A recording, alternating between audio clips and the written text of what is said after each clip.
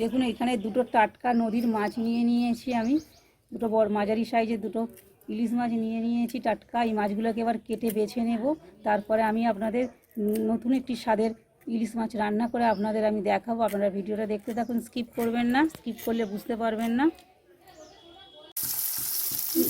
দেখুন ইলিশ মাছগুলো কী সুন্দর ডিম হয়েছে। আমি লবণ আর হলুদ মাখিয়ে আমি ইলিশ মাছগুলোকে ভাজতে দিয়েছি তেল গরম করে।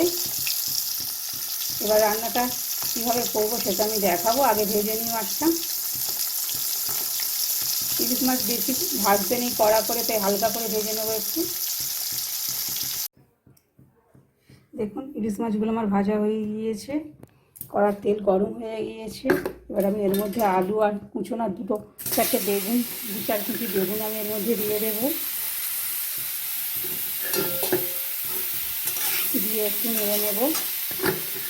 বেগুন, আলু আর ডাঁটা দিয়ে এই মাছটা আমি ঝোল করবো। এবং কীভাবে করবো, কী কী মশলা দেবো সেটা আমি আপনাদের দেখাবো। এখানে ডাঁটাগুলোকে একটু লাল করে আমি ভেজে রেখে দিয়েছি তুলে আগে থেকে। আপনারা তো অনেক রকমভাবে ইলিশ মাছ রান্না করে খেয়েছেন, কিন্তু এই রেসিপিটা আশা করছি আপনারা খাননি। এইভাবে রান্না করে খেলে আশা করছি আপনাদেরও ভালো লাগবে। তাই ভিডিওটা প্রথম থেকে শেষ পর্যন্ত দেখুন, স্কিপ করবেন না, স্কিপ করলে বুঝতে পারবেন না।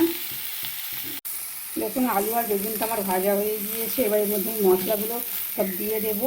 এখানে নিয়ে নিয়েছি লঙ্কার গুঁড়ো, হলুদের গুঁড়ো আর লবণ দিয়ে দিলাম। এখানে সর্ষে আর পোস্ত বাটা দিয়ে দিলাম। সামান্য একটু জল দিলাম, মানে নিচেতে ধরে যাবে। এবার আমি ভাজা ডাঁটাগুলো এর মধ্যে দিয়ে দেবো। এবার একটু ভালো করে এইভাবে আমি কষিয়ে নেব। আমি একটা টমেটোও দিয়ে দিয়েছি। দেখুন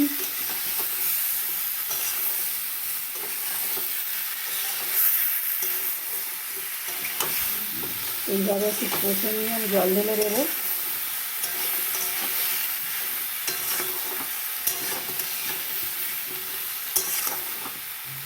হয়ে গিয়েছে কষা, এবার আমি জল ঢেলে দেবো। জল ঢেলে আমি ঢাকা দিয়ে দেবো।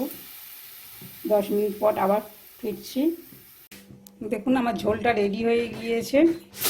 এবার আমি মাছটা দিয়ে দেবো এর মধ্যে।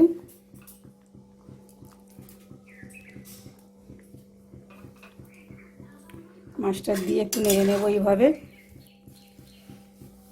সবজিও সিদ্ধ হয়ে গিয়েছে। এবার একটি পাত্রের মধ্যে নামিয়ে নেব। এইভাবে আপনারা স্টেপ বাই স্টেপ রান্না করবেন, করে খাবেন। আশা করছি আপনাদেরও ভালো লাগবে। যদি ভালো লাগে লাইক, কমেন্ট ও শেয়ার করবেন।